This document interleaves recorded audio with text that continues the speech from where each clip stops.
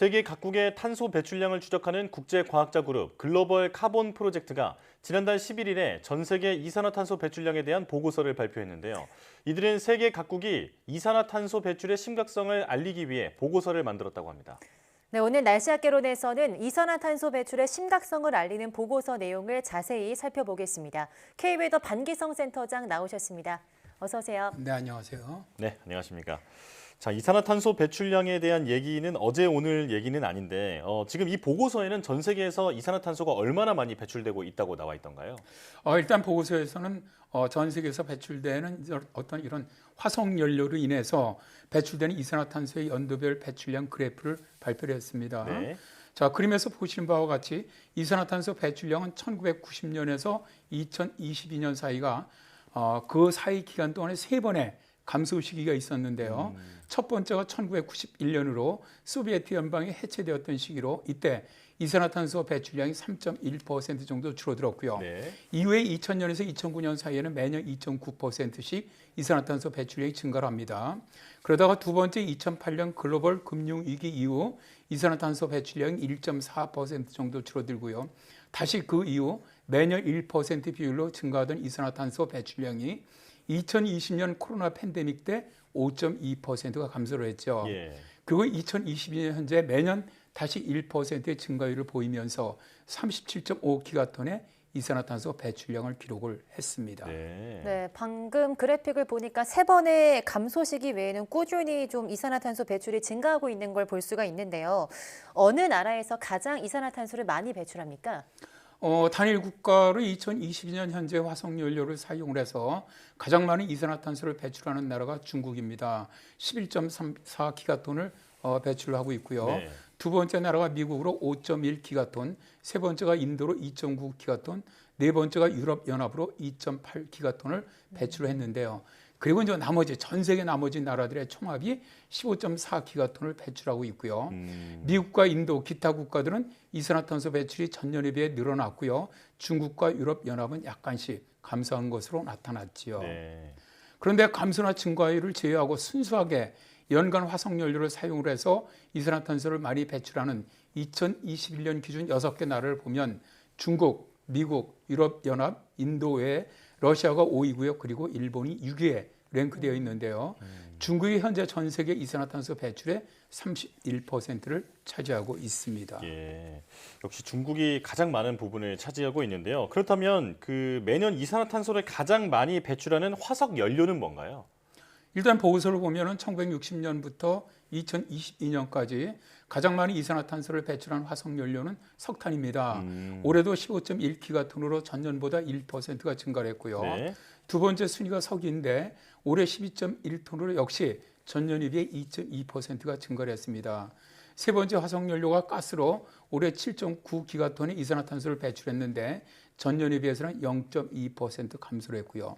네 번째가 시멘트로 올해 1.6기가톤을 배출했고 전년에 비해 1.6% 감소했다고 밝혔습니다.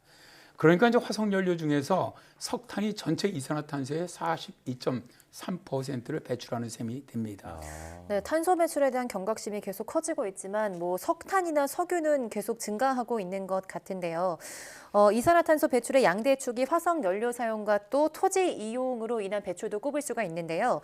이 토지 이용으로 인한 배출량은 어느 정도 될까요? 연간 토지 이용으로 인한 이산화탄소 배출량을 보면은 지속적으로 줄어들다가 1998년 인도네시아 대형 산불 때 갑작스럽게 많은 이산화탄소가 대기 중으로 배출되었고요. 네. 그 이후에는 지속적으로 줄어드는 것을 볼 수가 있습니다. 토지 이용 변화 배출량은 2012년에서 2021년 연간 4.5 플러스 마이너스 2.6기가톤 정도가 되는데요. 토지 이용으로 인한 이산화탄소 배출량은 화석연료 중 세 번째인 가스 배출량 7.9기가톤보다는 훨씬 적습니다. 네. 대표적인 토지 이용으로 인한 이산화탄소 배출량이 가장 많은 곳은 열대우림 지역인데요. 세계 3대 열대우림의 이산화탄소 배출량이 저 그림에 나와 있죠. 가장 많은 이산화탄소를 배출하는 곳이 인도네시아의 열대우림이고요.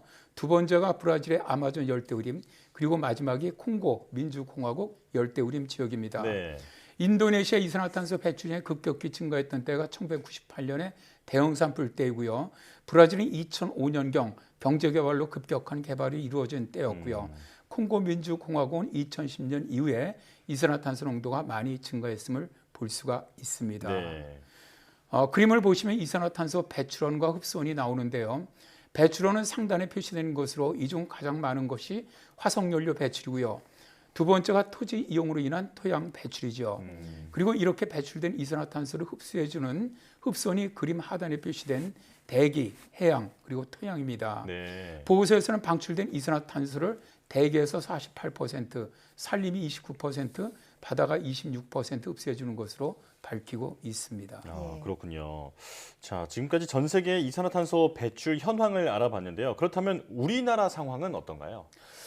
이번에 저 글로벌 카본 프로젝트에서 그 발표한 보고서에 따르면은 우리나라는 지난해 화석연료 사용과 시멘트 생산 과정 등에서 6억 1,600만 톤가량의 이산화탄소를 배출했는데요. 네. 이 기록은 2년 연속해서 세계 12기록으로 세계 배출량이 1.67%에 해당을 하고요.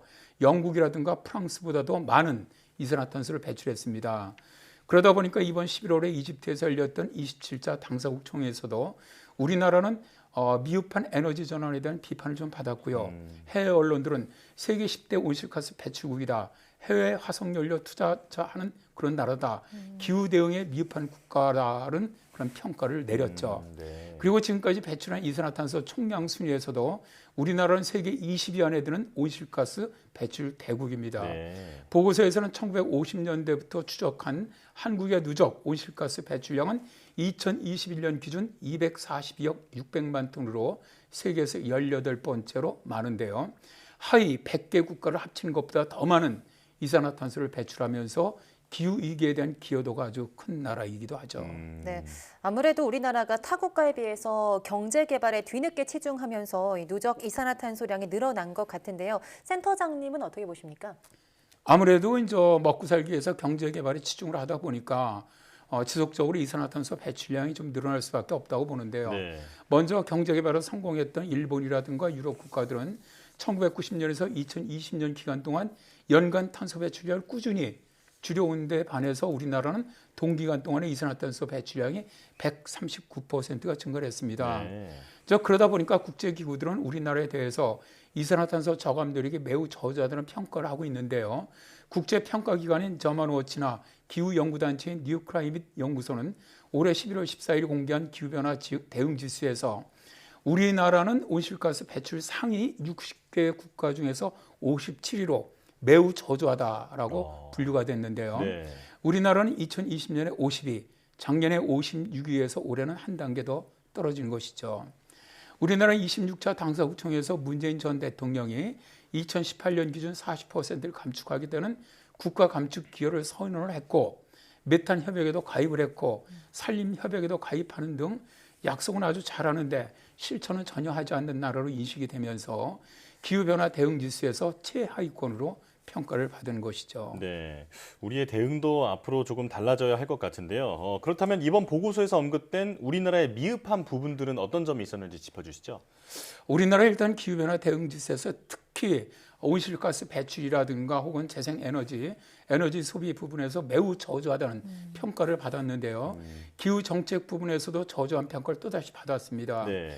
온실가스 감축 목표를 2030년까지 2018년 대비 40% 감축으로 상향하겠다라고 약속을 했으면서도 재생에너지 비율을 2030년까지 30%에서 오히려 21.5%로 하향 조정한 것이 큰 비판을 받았고요.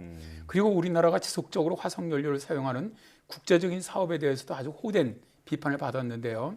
인도네시아에서의 석탄 발전소라든가 호주 바로서 가스전 사업 등도 즉시 중단해야 한다라고 주장을 했습니다. 네, 이산화탄소를 줄이기 위한 친환경 산업 공정은 물론 또 기후 정책 개정도 필요한 시점이 아닌가 싶습니다. K웨더 반기성 예보센터장과 함께했습니다. 고맙습니다. 네, 감사합니다.